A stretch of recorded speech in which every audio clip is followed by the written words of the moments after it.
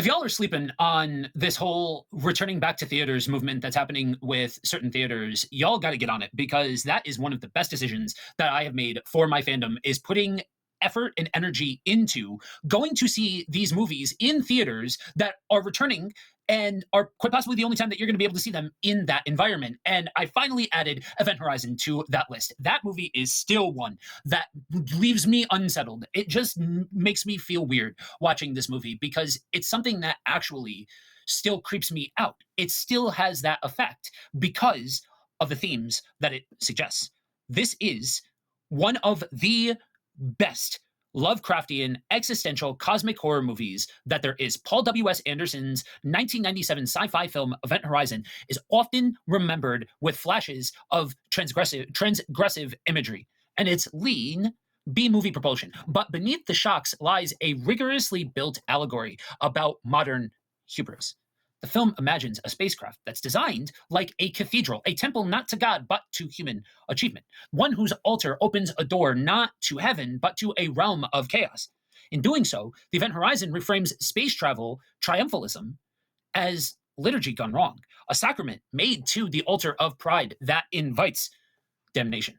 The movie set in 2047, the story resumes 7 years after the research vessel Event Horizon vanishes near Neptune while testing its experimental gravity drive. Dr. William Weir, the drive's architect, joins the rescue ship Lois and Clark when the Event Horizon mysteriously reappears. Even before launch, Weir has a haunted quality about him. He sees visions of a dead crewman cruciformed in a window, his wife with gouged out eyes whispering, "I'm waiting."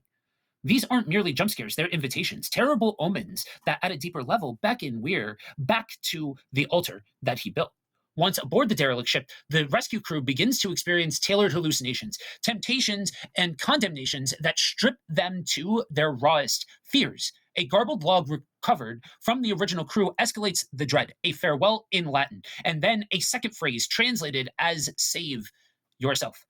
The message reads like a liturgical fragment ripped from a ruined mass. Something spoke back when the drive was engaged and the ship returned inhabited by that reply. Anderson intentionally frames the Event Horizon as a Gothic cathedral in space. Its long central corridor invokes a nave. Its cruciform plan and archways echo Notre Dame. Its paired engine housings recall bell towers rotated on their sides. The design is not stylistic excess, it's a thesis statement. Cathedrals historically unify heaven, the dome, the circle above, and earth, the squared foundation below. A union materially rendered in the arch, that marriage of circle and square. Event Horizon weaponizes that symbolism. This church is consecrated to the human will, with a sacrifice of technology in place of grace. If the ship is a temple, the gravity drive is its altar. In the cathedral, the altar holds the elements of communion, bread and wine that, depending on one's theology, become or signify Christ's body and blood. In Weir's temple, the drive houses a different sacrament, a man-made singularity that folds space and time. It promises transcendence without transcendence cost, a shortcut past finitude. The drive looks and behaves like a mystery, the wheels within the wheels of Ezekiel's vision. But the destination it reaches is an inversion of heaven, a dimension of pure chaos. Weir's tragedy is not simply that he is wrong about the drive. It's that he refuses to conceive of it as anything but a machine, a black hole, the most destructive force in the universe, and you've created one. Marvel's a crew member, absolutely. Weir replies, brimming with confidence. His materialism leaves him category blind. He cannot imagine a device might operate like a ritual, that an altar built to human glory might call forth anything other than something ancient and amicable to life. When the Event Horizon first jumps, it does not merely travel, it becomes initiated. The original captain becomes a priest of carnage. The crew is a congregation dissolved into ecstatic, murderous masses. In the recovered flashes of the entire ordeal, blessedly brief in the final cut, the outlines of a liturgy emerge. Bodies offered, symbols scrawled in blood. The signs resemble runes evoking pagan energies that act as something pre-cosmic, like an appetite for strife. Whether it's historically precise is almost beside the point. They function as a grammar of the demonic, a visual language of worship turned inside out. When Weir resists the rescue, when he insists on staying with his beautiful ship, the possession that follows lands the thematic inevitability. He becomes the new celebrant at the anti-altar that he made, preaching not of salvation, but absorption into chaos. Now she has another crew. Event Horizon suggests that damnation is not only something that happens to us, it's something we choose when we enthrone ourselves. Weir's drive gives him acclaim, but it costs him his marriage, his companions, and finally, his soul. He breaks the laws of physics, but is shocked when there's a price, as if a sacrament could be performed without consequence. The film's production history itself is a parable of limits. An early longer cut reportedly reveled in explicit atrocity. The released version pairs the hell dimension to quick, nauseating flashes. Artistically, that restraint is a gift.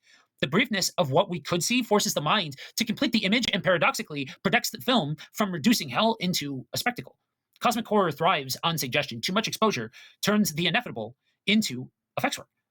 By keeping the worst largely off screen, Event Horizon honors its own themes.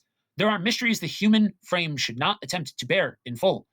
If the dialogue sometimes leans pulp, or the character work can feel stretched, those limitations also underscore the film's claim to be an ambitious B-movie. The pulp spine supports the theological muscle. The story reads like a cautionary homily delivered in grindhouse cadence. The ending refashions the genre's familiar "it's not over" beat into something that is psychologically credible. After a final confrontation and partial escape, surviving crew members are rescued until Stark jolts awake into a vision of Weir unmasking as her savior.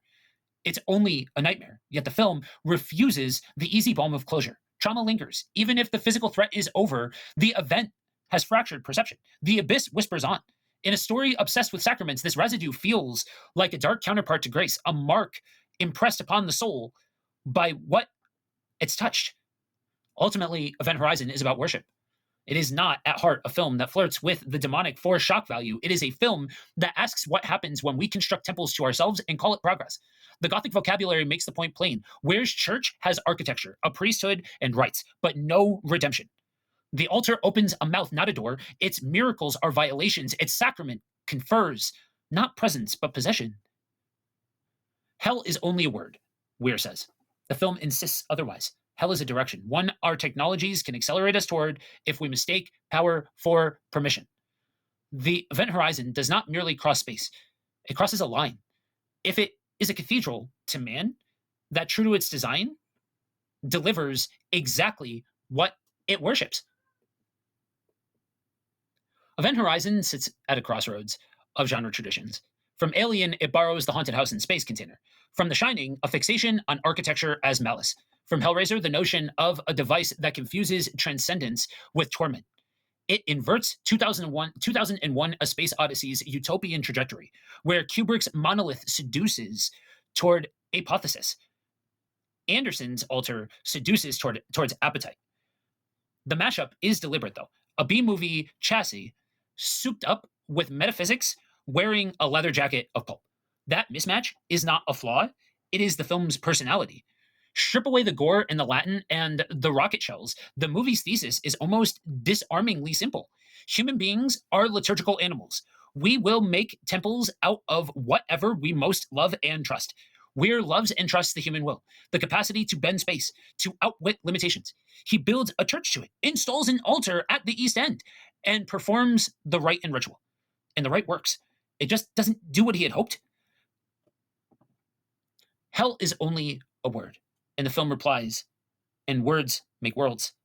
Call your altar, drive your liturgy, and experiment your God a singularity. What you've built will still ask for offerings.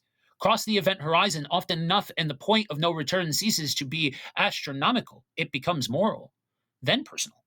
Technology works, rights work. The question, what altar are we approaching, remains, though. In Event Horizon, the answer is devastatingly clear. The cathedral to man delivers precisely what it worships.